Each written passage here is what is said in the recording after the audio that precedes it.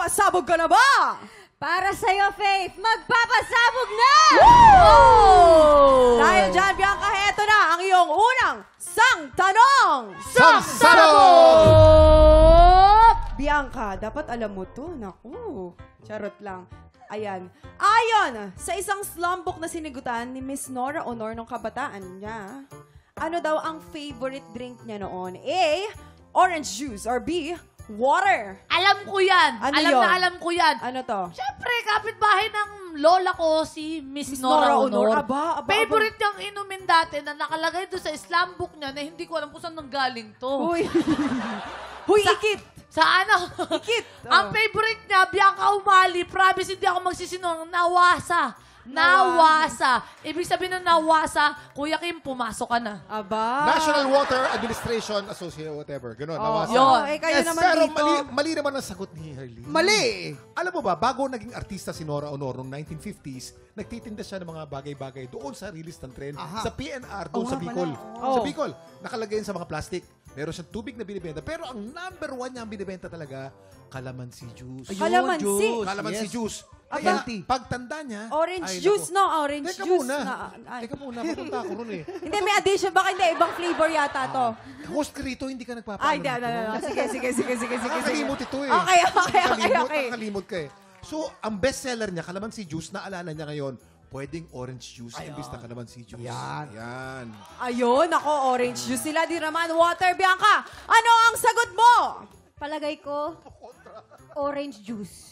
Orange juice Siyempre. ang sagot ni Bianca. Bahala. Ikaw ba ay kabog or sabog? Alamin na natin yan in 5, 4, 3, 2, 1. Uy!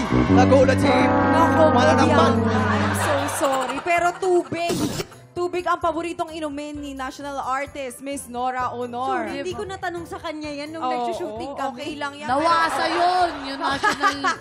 Di ba dapat nakinig ka ganun. kay Ikit eh. Ito magaling sa mga Oo. ano yan. Chismosa ako. #1 ako. Title holder ako doon sa amin eh.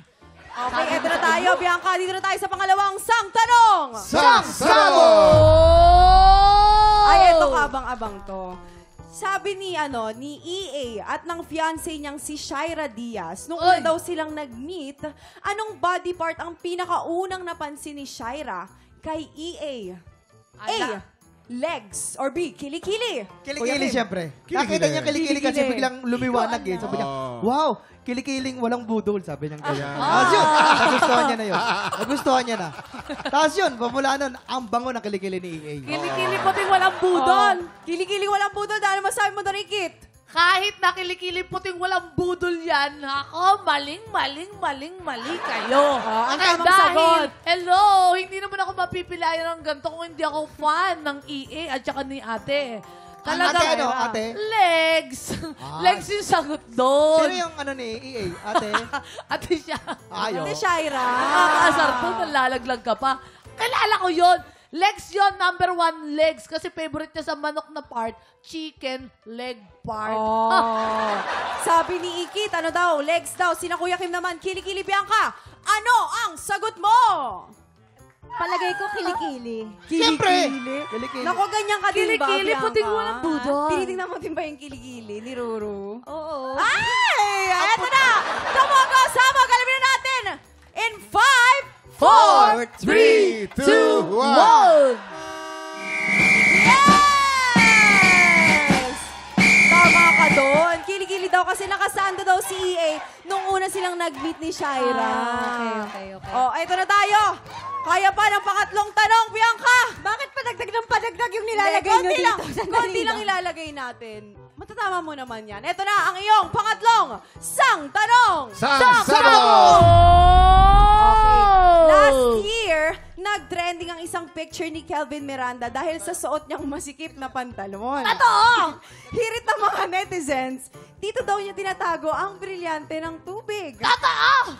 Ang tanong, anong kulay ang nag-trending na pantalon ni Kelvin? Ma'am, present! A, purple. B, pink. Kahit hindi mo na ako mag-AB, kulay pink yun! Kulay pink. Oo! Doon mo makikita ang...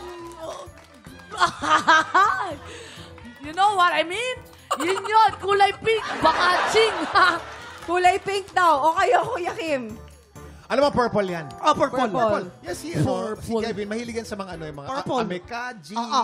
Wala namang pink na amekaji. Wala eh. Ano yan, purple talaga. Ang kulay ng vintage.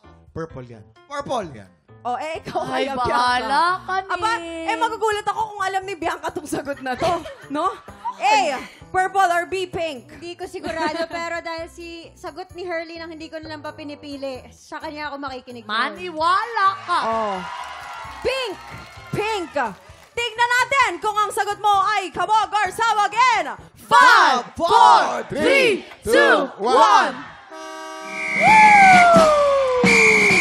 Congratulations, Bianca Umali, for winning Best Dramatic Actress at Oy! Jinseo Arigato International Film Festival, Galing! Japan! Galing Maraming naman. salamat. Congratulations. Salamat po. Enjoy ka naman, ha? Pangalawa mo na dyan, eh. Di ba? Oo, sobrang enjoy palagi pag nandito ako sa TikTok Lock. Kaya muli TikTok Lock, maraming salamat for having me. Thank you, Herlene. Thank you rin, Bianca. At of course, maraming salamat din, Bianca. We're so proud of you sa lahat ng mga achievements mo.